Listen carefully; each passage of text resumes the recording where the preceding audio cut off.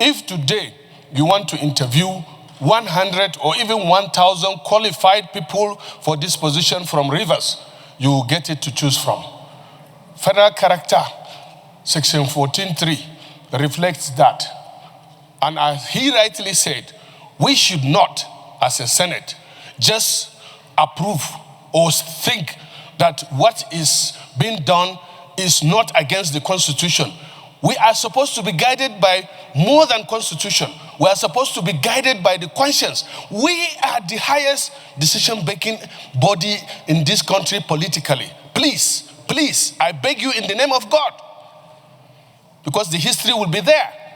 If there is nobody appropriately, if the argument you are giving me now is that you want to get somebody out of Rivers so that the person that will be in charge of this will be unbiased in any way, that is a different thing. But the people should be carried along. Thank you. Going to do well going forward, because I've been to Rivers State almost 40 years ago, and I know the quality of people in Rivers State. I do not see any logical reason why a Rivers man will not chair this Electoral Commission. That the committee has reported, I'm okay, but let it be on record that I don't see the necessity of having somebody from another state chairing a local election committee of another state. I so submit. I think there is. I have personally approached the Senate leader as to the propriety or otherwise of bringing in someone from other states to chair a local election body. The Senate leader had time to discuss with me, and he told me initially they also raised this observation. But later on, they were brought copies of Supreme Court joint to do well going forward. Because I've been to Rivers State almost 40 years ago, and I know the quality of people in Rivers State. I do not see any logical reason why a Rivers man will not chair this Electoral Commission. That the committee has reported, I'm okay, but let it be on record that I don't see the necessity of having somebody from another state chairing a local election committee of another state.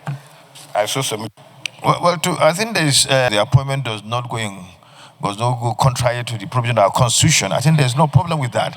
And besides that, even Senator Lamido, who was a governor, a PDP governor, his chief press secretary was from Benue State. And they're all employees of the government. As we speak, even in Akwa Ibom, I think the advisor to the governor on security affairs is from the southwest. So, I mean, they are Nigerians, and as long as the Constitution does not go, that appointment does not go contrary, there's no specific provision in the Constitution that, prohibits that. So I don't think there should be anything to worry about. We are guided by the grand norm of the country, which is the Constitution. I represent Borno Senatorial District. With all due respect to my leader, Senator Abdul Ningi, who is a former leader in the Senate and a former leader in the House, and Senator Ndume, who is equally a leader in the House of Reps, my leader in the House of Reps, and a leader here. With all due respect, the Constitution is the grand norm of the land. So long as there is no inhibition, by way of constitutional prohibition,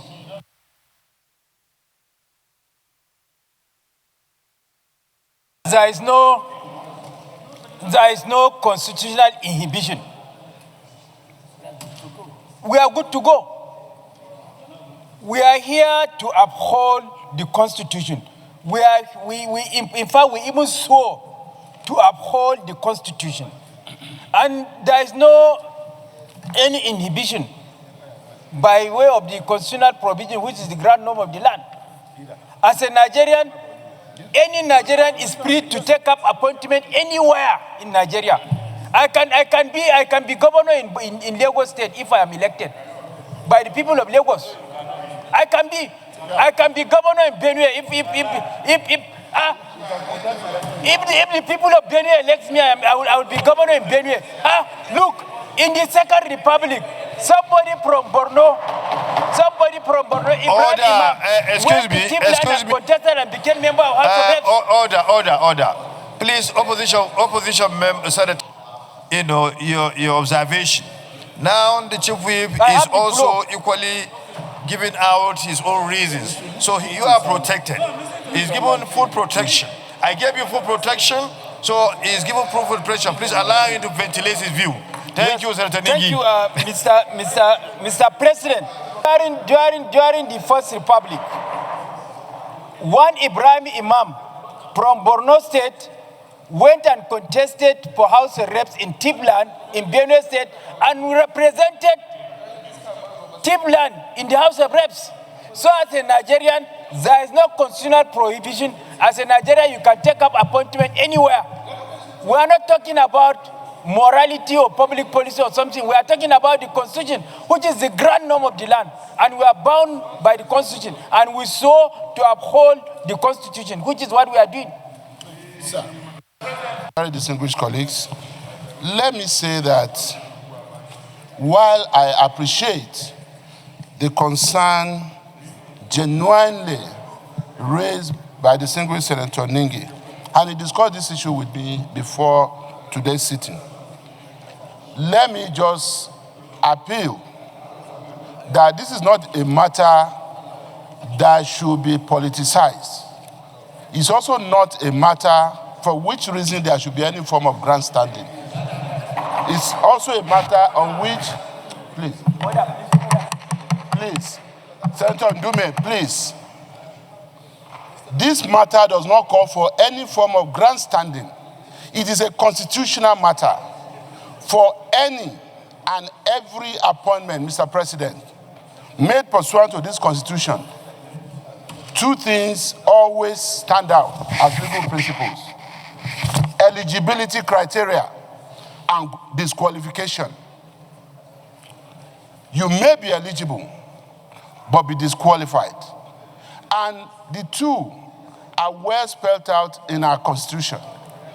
For eligibility, our Constitution says anyone to be so appointed into this position must be qualified for election into the State House of Assembly. You must be qualified. And the conditions for qualification for State of Assembly are stipulated in our Constitution. So the person we are talking about, well educated, a Nigerian with a PhD, is eligible for election. The next question is he disqualified from holding this position? We, in the ad hoc committee, were the first to examine this issue. He's from Cross River. For the record, out of the 7 nominees, 6 are from River State, the members. The chairmanship nominee from Cross River. And we said, you are eminently, eligible, you are qualified. But are you not disqualified by the virtue of the fact that you are not a resident or a registered voter in the state, in River State? And the nominee was very clear that there's no section of the Constitution that disqualifies him from holding that position. We did not stop there, sir. We put it on hold, we consulted. And by the following day, the committee receives decided cases by the judiciary. Now, this is why I'm saying there is no need for grandstanding. The courts have held that you don't have to be a registered voter in a particular state to be able to hold such an appointment. However, rather than grandstand, if we as a parliament disagree with the court on this, what is expected of us is to bring a bill and legislate it into action, into existence, that before you can hold such a position in another state, we now spell out the rule and say you must be a registered voter, you must be a resident. Otherwise, one in the Constitution, there's nothing that disqualifies him. In case law, as decided by the judiciary, he's eminently qualified because registration as a voter is not a condition for appointment. So either way, either in the Constitution or in case law, the man is eligible, and that's why our committee has so recommended him. Politically, we also asked the administrator, and the administrator said, dear distinguished members of this committee, the case of Rivers is a peculiar situation. It's an emergency rule. I have all the respect for the people of Rivers State. All the six members are from Rivers. But the chairman we are bringing because we need all the neutrality that we can get. Not only someone who will just be neutral, but someone, not only that will be neutral, we want to be seen as being transparently neutral. And this is part of their transparency. Thank you so much. Thank you, Leader. Leader, you've eloquently dealt with this matter. And of Abia State, as you speak, Mr. Benson is from Edo State.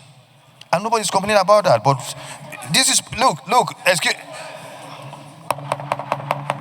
Order, please. Order, please. Please do not bother us. It's pure, Leader, it's pure politics. Because it's coming from APC. In Abia, head of service from Edo, who is talking about that? So please write on. Let's move the motion. Then we'll put the vote. When we come there, we'll put the authority to vote. So let's put the vote so that we go to the committee of whole.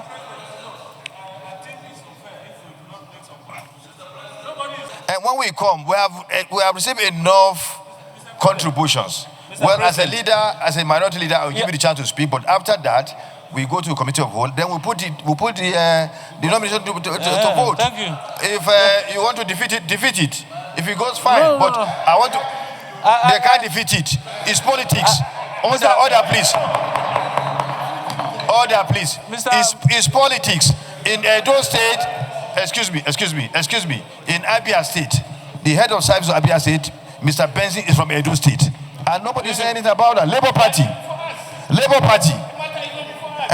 Party. But now, because APC has done something which will allow for neutrality, you are now attacking it. It's politics. So you can go on. We'll put the vote. I have the floor. Mr. President, I thank you for this privilege. But I want to say here that it is not from here that politics is creeping into this discussion.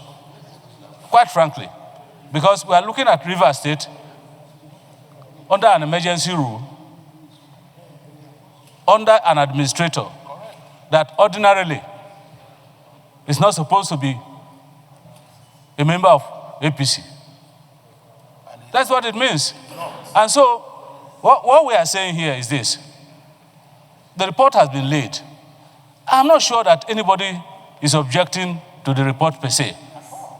You know, because something dramatic happened this afternoon on the floor of the Senate, where the chairman of Ethics, Privileges, and Public Petition breached all things that are ethical and left his house to another house.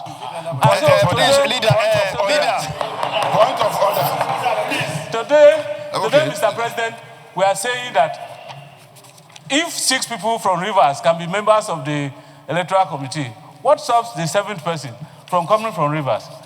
But if in the wisdom of the extraordinary leader there, he picks somebody from outside Rivers, one, he's from Cross River.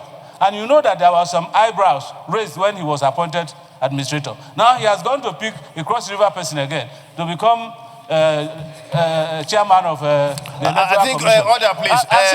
Minority, I have 1 second remaining. 1 second. At the end of the day, if you say it's politics, there's no problem with it because we are all politicians and it's politics that brought us here. So I'm not a lawyer. I'm not going to be talking law here. I'm talking about ethics. And so, Mr. President, what you want to hear is that we are going to take this report. From this eyes, we are going to take this report. But let it be known that at least we have some concerns about what is going on there. Because in the first place, this is an emergency rule. Your time is up. I'm sorry. Your time is up, Minority Leader. Less than 3 months. Your time is off. Have you been keeping time? This is somebody who has less than 3 months. Order. Lead and 4 months to stay. When is he going to conduct this election? When is he going to inaugurate this election? That people, because Order. Your time is off. Your time is off. So if you want to, we can support you to do bad things. So at the end of the day, your time is off. Order, please. Thank you. Thank you, Mr. President. But I think that let us sound a note of warning here, that we should not impute politics into everything that everybody says, because we are all concerned and we have our own views. We can express our opinions. Majority opinion will always carry. After all, you are majority now. But allow us to express ourselves. As a minority leader, I didn't want to stop him. Otherwise, he ventured into something different from what we are, what is the issue, because he brought the issue of the campaign of he put the privilege given to you went into a complaint about someone leaving Labour Party to APC. So you see, politics have been brought into this debate. But as a minority leader, order, please. As a minority leader, I had to give you that respect. So I don't want what we are discussing, this national issue. I don't want politics to be brought into it. I mean, this is something to do about the government of River State, about the people of River State, about the well-being of the people of River State. So let's not bring in politics into it.